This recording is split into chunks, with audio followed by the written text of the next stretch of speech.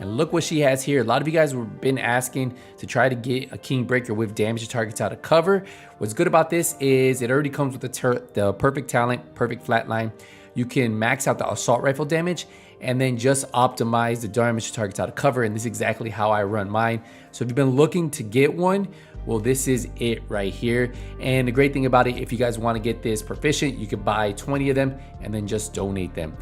Now they do have a CMMG Banshee, which same thing, I would just use this to donate to the library. They have a Carbine 7, same thing, just use it. You know, the talent is overflowing and then the rolls are really bad, so same thing, I would just use to donate. And the PX4 Storm. So when I say donate, guys, you just buy 20 of these, you take them to your recalibration station and you just donate them on the expertise tab, and then it will become fully proficient.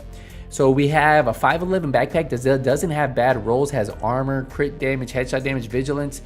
I'm not a big fan of the 511 3-piece, 1-piece, or 2-piece, but yeah, if you build a set around it, well, here you guys go. They have the Empress International chest piece with skill tier, weapon handling, repair skills, and unbreakable. For the mods, they have the 4.3% crit chance. They have a 6.5 duration for your drone. They have the 5.9% skill haste for the turret, and then for the sticky payload, 6.5% damage. So yeah, the weapons are probably what I would pick up, and that Kingbreaker if you don't have one already. The next item is right here at the countdown vending machine, and look at the 3 items we have. We have the lightning rod, which you can use to buy U75 of your countdown credits donated. Same thing with closer. This one isn't bad, has armor, crit damage, roll the status effects for crit chance. Perfect spotter, always rolled on there, and then the firm handshake with critical chance, weapon damage, and status effects. So 3 items you guys can pick up, donate. You can use 75 credits. This is a great way, a quicker way to really knock these out by using your points on these. Get 20 of them, get them proficient, and that will help you increase your expertise. This is what I did each week. I made sure I had all 3 of these items and I donated them.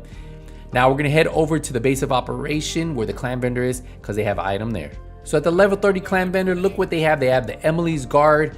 This is another item you guys can pick up. I actually like this item. The rolls aren't bad. You could max out the SMG damage, optimize the critical chance, optimize the damage targets out of cover. Has perfect preservation, a great weapon to use. Ideally, you could buy 20 of these and donate them. They have a Heartbreaker chest with armor, explosive resistance. I would probably pass on this. The rolls are a little low. You could probably get better rolls just farming countdown.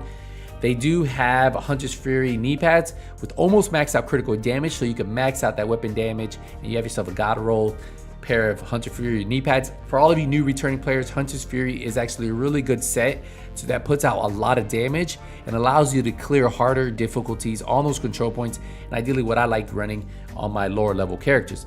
We also have a hardwire set of gloves with skill tier status effects. You can put skill damage on there. So yeah, Hunter's Fury, hardwire, Emily's Guard, all pickups. They have the ACRS, which you guys can use for your proficient, to get it proficient. They have the SOCOM MK20, same thing, buy 20 of them, donate them.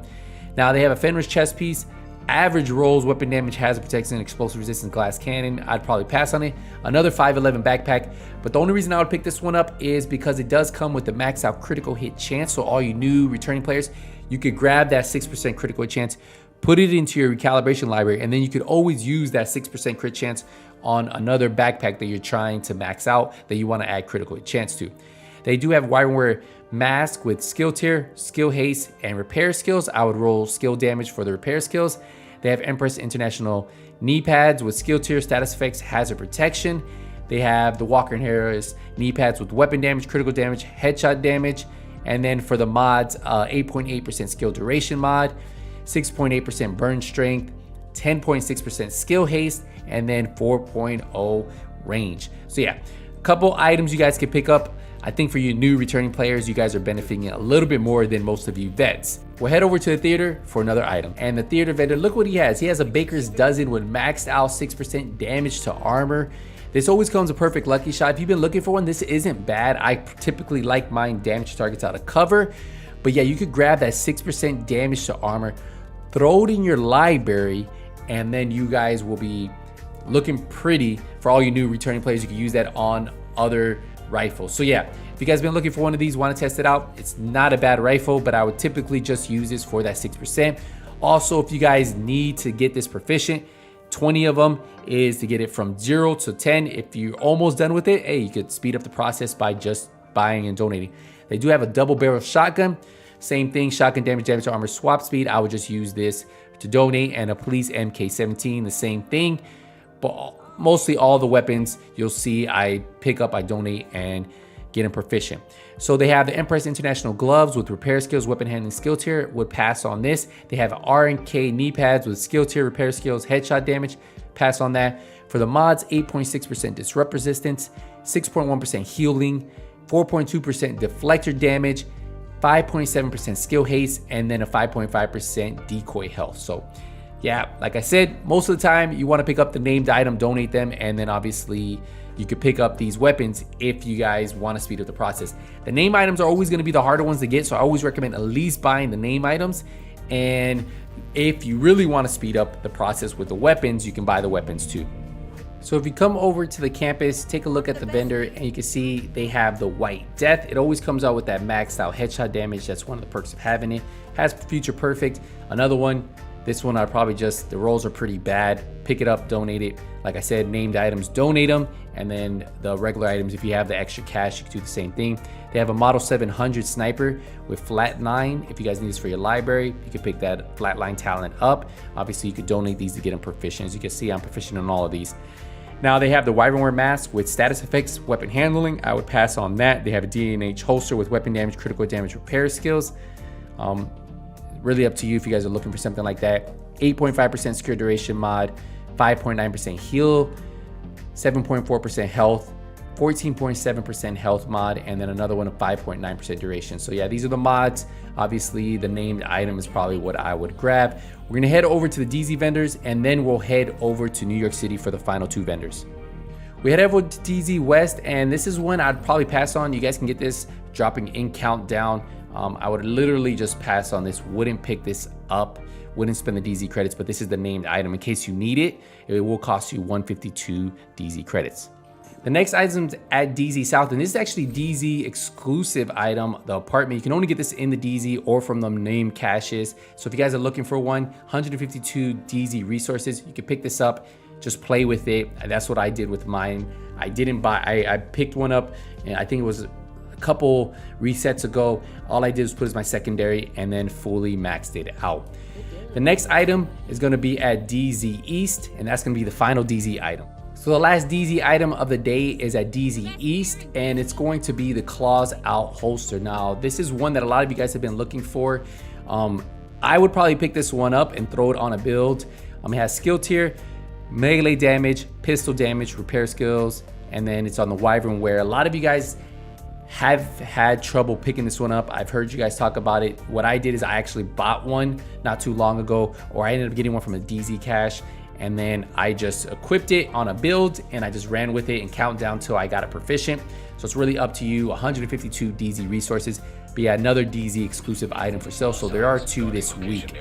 The final items are gonna be in New York City. So we're gonna head to the Haven and show you what they have.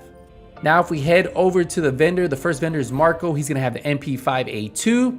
He has the Model 700, the classic M1A, and the M45, all with average rolls at best. If you need the talents themselves, that's something you could pick up, but I will tell you, I would just pick this up for my expertise. We have the R&K backpack with skill tier, health, repair skills, opportunistic. Another one I would pass on. Araldi knee pads, weapon damage, weapon handling, skill damage. Walker and Harris holster with weapon damage, critical damage, weapon handling. You could roll critical chance on there if you're looking for all red. They have 8.2% bleed resistance, 8.3% shock resistance, +1 extra sniper ammo, 4.3% duration, and then a 6% duration decoy. So yeah, some pretty decent items right there for you guys. If you guys are looking for them, ideally, like I've been saying, most of these vendor resets are just for the weapons themselves to get them proficient.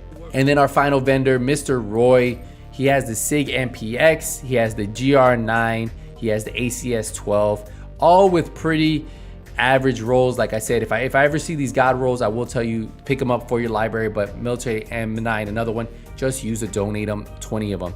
They do have a Walker and his backpack, weapon damage, weapon and critical damage with overclock. If you're looking for something to have a starter backpack, not bad. Alp Summon knee pads, skill tier, critical chance, status effects. Empress International mask with skill tier, skill damage, critical chance. They do have 16.2% repair skills, 4.2% critical chance, 4% damage bonus armor when using the shield, 7.9% in snare duration, and then improved sticky launcher of 6.4% duration. And like I said, in most of these named items, priority for me. If you have extra cash for those regular items, you want to speed up the process or help finish off ones that you need, well, there you guys go. And that's gonna wrap up the vendor reset. If you guys have any questions, let me know. I will see you guys in the next one, but until then, hey, nothing but skills is out.